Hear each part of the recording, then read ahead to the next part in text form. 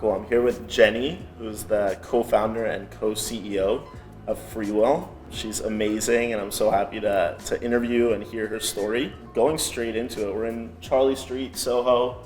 How do you take your coffee? So that's actually a funny question. I don't drink coffee, and the reason is because my mom, who's pretty strict kind of Asian lady, said that there was only one requirement for becoming a barista, and she's like, you can't drink coffee, because I was addicted myself when I was younger and got whatever stomach problems. Wow. So I actually love the smell of coffee, but I don't drink it. Maybe we can go into a little bit of where you're from. How would you describe who you were growing up? So I'm from a pretty small town in Washington called Mukilteo. Went to Kamiak High School there, go Knights. And yeah, I would say the number one way that people probably describe me when I was growing up is very nerdy. Can you tell me about any of the dreams you had growing up, of like what you wanted to be when you grew up? Yeah, the Gates Foundation is near Seattle, and I always thought that I might want to work there. And a big part of that is international development was something that really mattered to me. And it's actually very personal. I mean, my mom is from, a rural town in China, and I just saw a lot of my cousins and relatives growing up without the opportunity that I had. They were just as smart, they worked just as hard, and they just, didn't have the comfort and safety and opportunities that I did here. And that really stuck with me. So that's probably the motivation. Can you walk me through maybe a little bit of like your high school career, maybe dive into working at Starbucks and anything that you feel like reflects who you are today? One thing that really stuck out to me was not just giving back, but my, reptilian math brain was also very frustrated about kind of inefficiencies that I saw in the system. And in the Starbucks case, it was the pastries. I remember these pastries are so delicious, I thought they were, and people would come in and pay like $3, $4, $5 for these scones or muffins. But then at the end of the day, we would throw away like half of our supply because Starbucks needs the freshest pastries in-house. And I thought that was crazy. There were people right outside who don't have enough to eat. And so I asked my manager there, I was like, why are we throwing away these pastries? That's so silly. Can't we just give them away? And for whatever reason, corporate. So I ended up trucking these pastries from our Starbucks shop to the nearest homeless shelter that qualified, which was over an hour away. And I would do this a couple times a week just because it felt so unfair to me, so silly that this really high quality food would go to waste. Wow, you drove an hour each way? Yes. To donate food to a homeless shelter. Yeah. In hindsight, now that I know more about logistics, that probably wasn't the most efficient way to do it, but it felt right to me. Wow, that's inspiring. I mean, at a young age. Can you walk me through finishing high school, what you did after high school? I went to college at Harvard. I thought I would be a math major, and then realized all the math majors were like philosophers. I ended up being a applied math econ major. Studied behavioral econ, what influences people to make certain behaviors. After that, ended up going to McKinsey for a couple years because what I realized is that applying these things to research or nonprofits wasn't really my speed. Like I wanted something faster. And I kind of saw these big corporations as being the most efficient at delivering great outcomes. And I was kind of like, well, I need to learn how they do that in order to bring that back and apply it to areas that I care about. I helped found a fintech startup called Paribus that actually exited Capital One. Congrats, that's awesome. Thank you. Already one exit. How old were you? 24, I think, when the exit happened. That's very rare to have an exit that young. So congrats. Yeah. In large part due to the amazing co-founders that actually took it and ran with it, Eric and Kareem. And then I went off to do investing for a couple years. And ultimately, the guys that were like, look, you can invest, you can play this game as well as the guys, which is clearly a common theme. They were like, your eyes don't light up the way that they do when you talk about Paribus and startups. You clearly want to build something yourself. And I'm really glad they gave me that advice because I think at the time, as I mentioned, I have immigrant parents. Like, they were looking at the paycheck I was getting, and that was an absurd amount of money.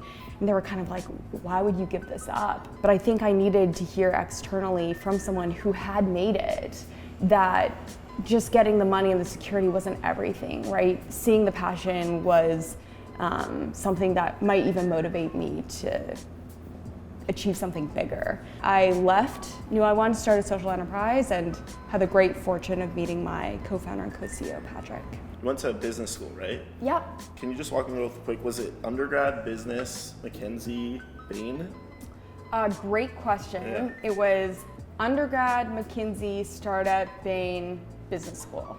Okay. Was that the path that your parents wanted you to take? No, no. They were like, you are making large amounts of money, keep making large amounts of money. They just wanted me to continue on the finance track. Wow. You were on one path. You were on this great finance path to managing director, vice president, CEO. I mean, I'm sure destined for great things. Your parents wanted you to go there. You went from one path to another. What sacrifices did you make? How did that impact your family? It definitely impacted my family. One thing that money is very helpful with is optionality, and I think it's kind of unfair in the media. I think a lot of startup CEOs like to portray that they have this super sexy life and things are really great. Like, fact of the matter is, it's really hard. You, at the beginning, aren't being paid anything. In fact, you're sinking all of your savings into this thing that might be nothing. It's really scary. And I think for me and my family, it meant, before I thought I could really take care of my parents, I could take care of my extended family, I could really give back in this way. And now I can't necessarily do that. I hope to be able to, but I don't know that I will. And that's something that, has probably more of a sacrifice for the people who love me than myself. How did you identify the problems that FreeWill is solving?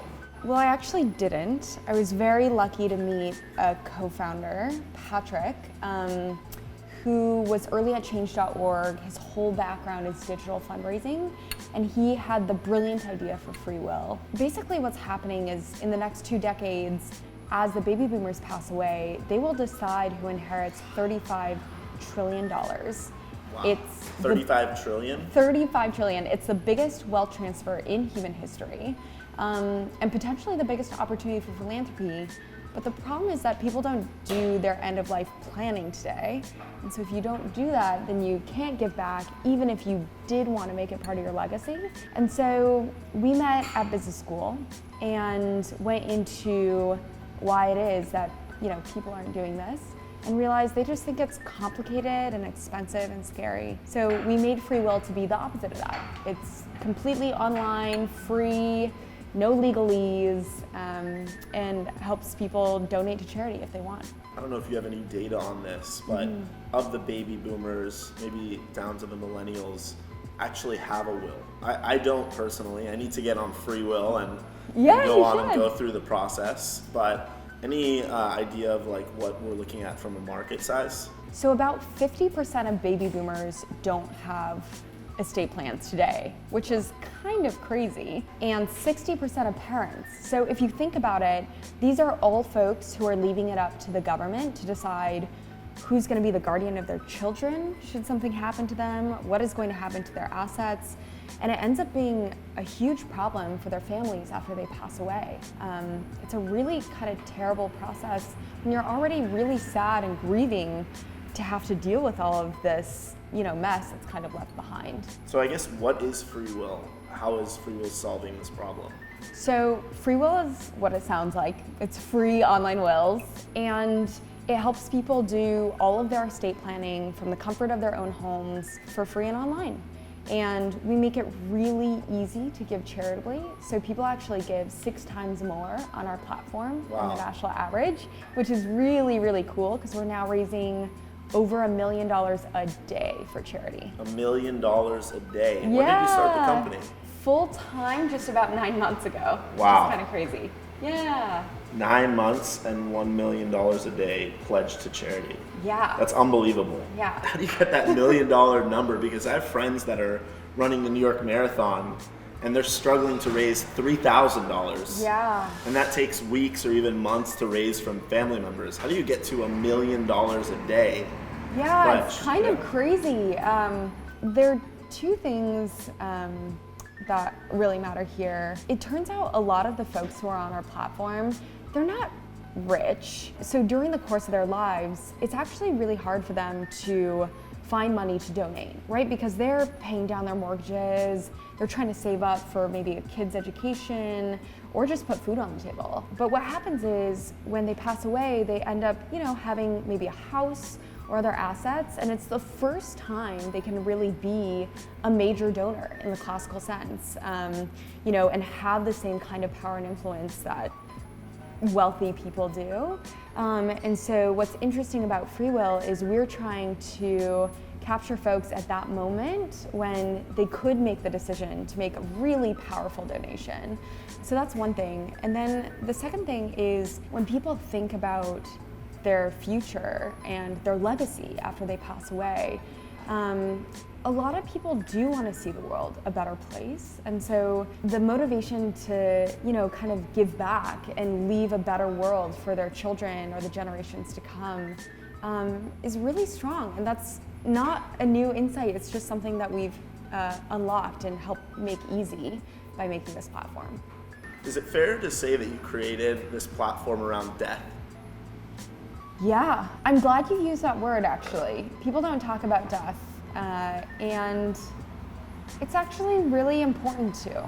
I think by not talking about death, we make it into this scary thing that, is kind of taboo.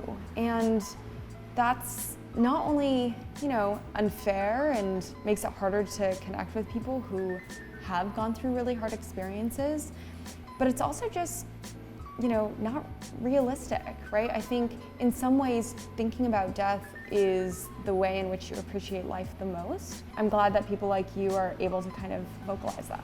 So going back just a little bit, you, before in a previous life, you were in finance. Yeah. You were around a lot of people that had a lot of money. Yeah. And were investing a lot of that money. Tell me about their philanthropic ways. Did that inspire FreeWill and maybe the solution that you've come up with Patrick?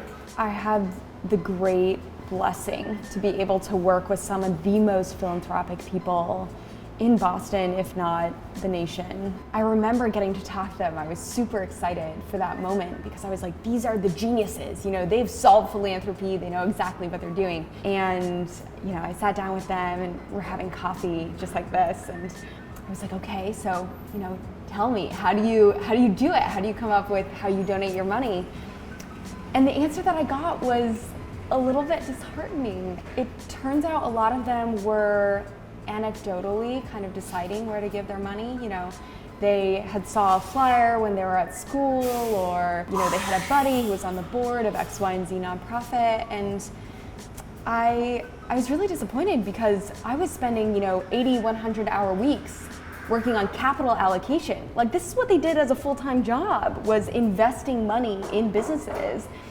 But potentially the most impactful thing they were doing with their lives, giving away these massive amounts of money, was not nearly as thoughtful, And it's the same fundamental muscle, right? You're putting money into something that you believe in and you think could be big. And I think that's one of the reasons why I really want to work on FreeWill, because it's a way to kind of help people be a little bit, more thoughtful and scientific about how they're giving. That's awesome. I mean, I'd say on one hand, maybe you're disheartened. On the other, it was a great learning opportunity for you to take that, because maybe if that doesn't happen, FreeWill doesn't get started, or maybe you're not involved in the project. Totally. And it's funny how all these little things in your past end up, creating or inspiring your actions going forward.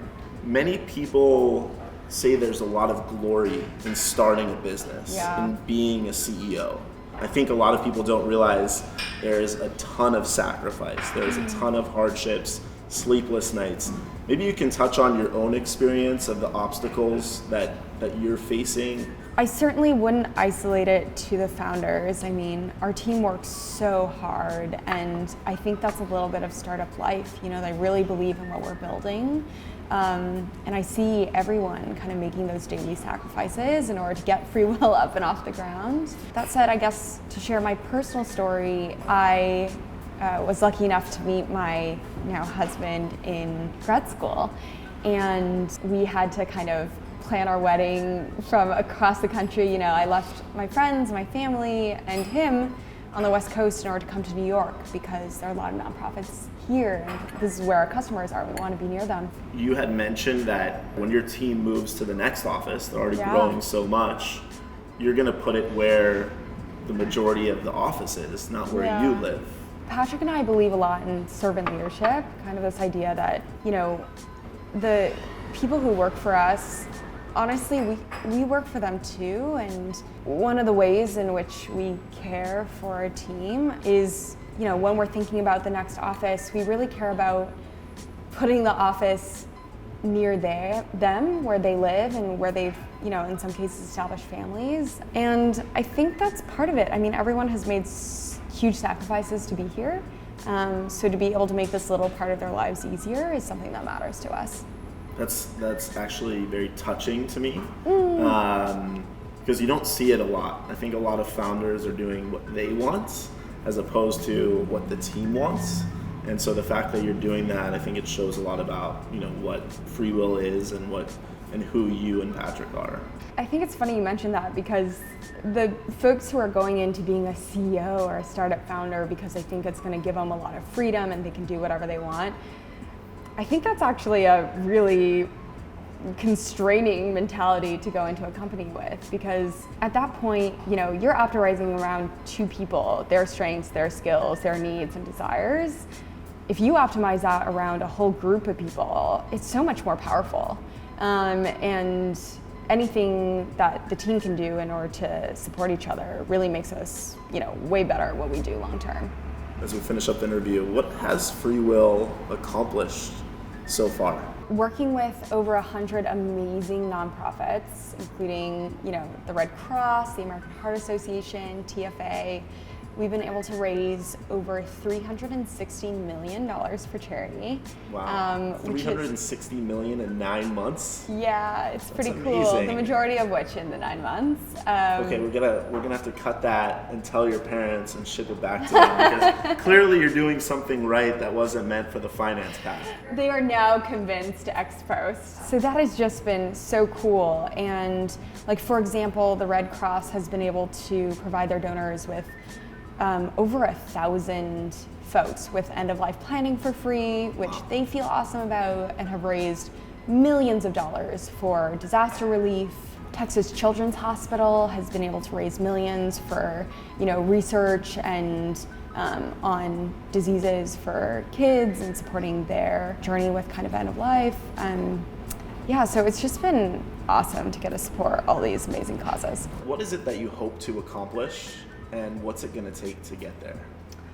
So we want to raise $1 trillion for charity. Trillion? $1 trillion, because we aim big. How many zeros is that? That's so many zeros. 12? 1, 2, 3, 4, 5, 6, 7, 8, 9, 12, something like that. Yeah, 12 zeros. Trillion, of course. You're better at math than I am. No, come on. It'll take a lot of people who decide, similarly to the 25 amazing employees that we already have, that they're not satisfied with just a day job that they do for a paycheck, that they actually want to commit their careers to giving back and supporting amazing causes. It's going to take a lot of people being able to have honest conversations around death with their loved ones. But I think we're going to get there.